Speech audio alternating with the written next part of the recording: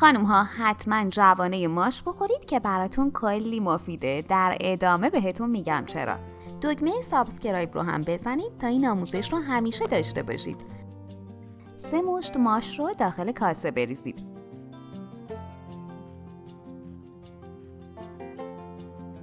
بهش آب اضافه کنید و یه شب بذارید تا خیس بخوره و جوونه بزنه.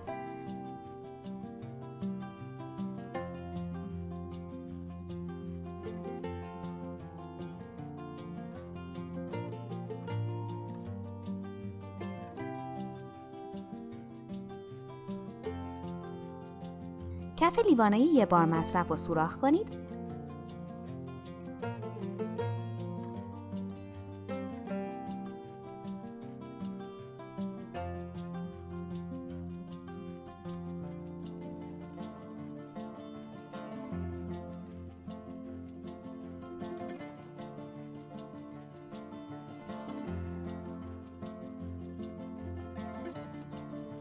و چند قاشق از ماش‌ها رو بریزید.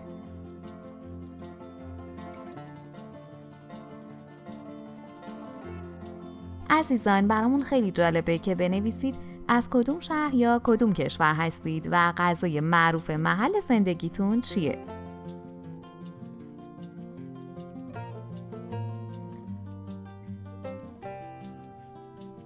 روی هر کدوم دستمال مرطوب بذارید.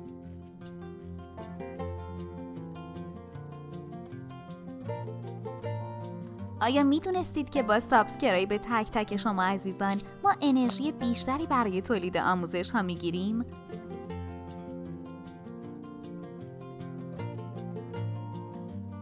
و با یه پارچه تیره روشو بپوشونید.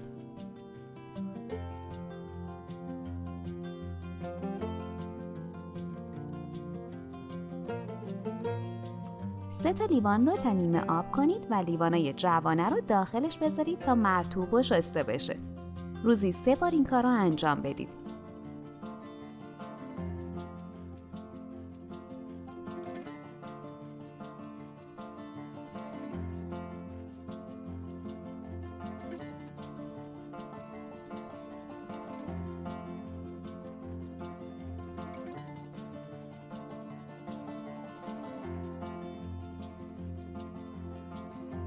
دوستان عزیزم، ما توی کانالمون کلی آموزش خیلی جالب و کاربردی داریم که نمونه‌شو هیچ کجا نمیتونید پیدا کنید. یه سر بزنید تا ببینید که چطور میتونید با مواد ساده و در دسترس کلی غذا و شیرینی‌های جدید و خوشمزه درست کنید.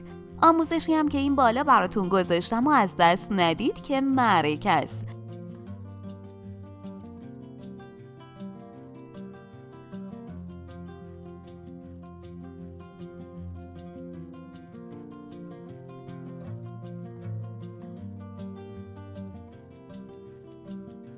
بعد 3 روز که جوونا کاملا بلند شدن قابل استفاده است.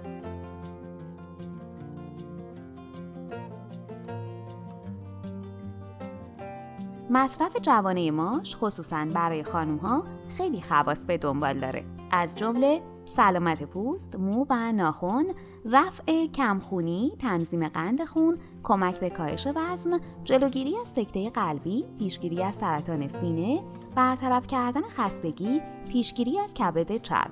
خب بگید ببینم شما هم جوانه ماش مصرف میکنید؟ چه خواص دیگه ای میشناسید؟ برامون بنویسید.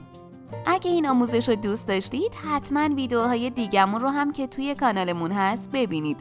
مطمئنم خوشتون میاد. و در آخر یادتون باشه که سابسکرایب شما عزیزان باعث میشه تا بتونیم ویدیوهای بهتر و با کیفیت تری تهیه کنیم. ما همیشه منتظر نظرات خوب شما عزیزان در کامنت ها هستیم.